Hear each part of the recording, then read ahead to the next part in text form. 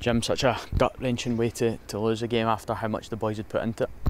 Yeah, look, of course I'm standing here on the back of another defeat, but I think this one is a little bit different to some of the other ones. You know, tonight I'm standing here full of pride for what the players put in. I know there'll be people listening to this and thinking, you know, same old story, we lose a game, but you know, tonight was different. You know, we did lose the game, but you know, we lost it in the right manner, I thought, tonight. I don't think any supporter out there or director or anyone else will mind their team losing the odd game if they put in that kind of performance and those kind of energy levels week in, week out.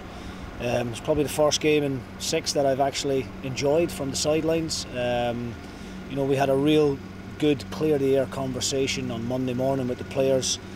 We all agreed that we have to be more on the front foot, we have to be a little bit braver, we have to get in people's faces a bit more and be a bit more aggressive, and that's, you know, the way I want my team to be.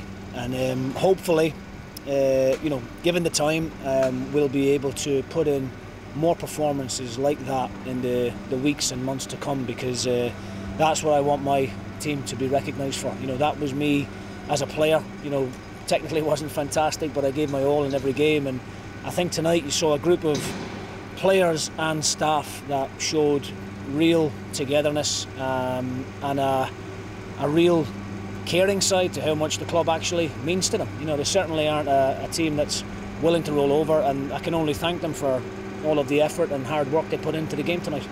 Yeah, as you mentioned, after the clear the air talks with the team during the week, you did see certainly a different side than we have the last couple of weeks. Yes, definitely, and I think, look, that's the way we need to be going forward. You know, that's the way we need to be on Wednesday against Partick Thistle, Queen of the South on the Saturday, Motherwell the following week. That needs to be our template, you know, and that's what I want my team to be recognised for. Hard-working, committed, full of desire, full of passion, and real quality at times as well. I thought, you know, I thought the 3 young lads in the middle of the pitch were outstanding. Ethan Herahan in particular, obviously with a fantastic goal. I thought the 3 at the back were brilliant. You know, Jack Annick made a couple of saves first half.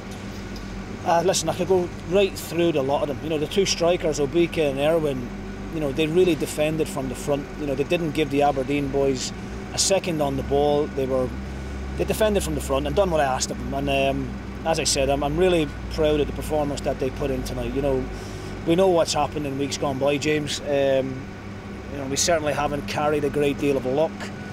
We've had a number of issues to deal with out with our control, with COVID and all the kind of nonsense that we've had to cope with that. But you know, tonight was more like us, and it hopefully will have shown the supporters what we're capable of being, and how we will approach games from here on in. So you mentioned the kind of luck aspect. Dylan Conley and Sam Foley both injured last week, the game against Kilmarnock, obviously down to the bare bones as well. Kel McAllister, Eel Kildermis, Lewis Jameson on the bench. You not feel there was an opportunity to bring maybe any of them on? No, I didn't, I'm afraid, and the reason being, you know, I thought the 2 boys up front were working hard. I don't think we lost the goal because of a lack of energy. What I would have done if I had the options available to me would have been make a more defensive minded change. You know, if we had a midfielder or a centre half or a fullback on there, then we would have certainly made that tactical change. And but we did change the formation in the last 5 minutes. We did try and sit off the game a little bit. We asked Nathan Sherrin to go in and be a little bit closer to Ethan. You know, we've done everything we could, I think, with the players that we had available to us.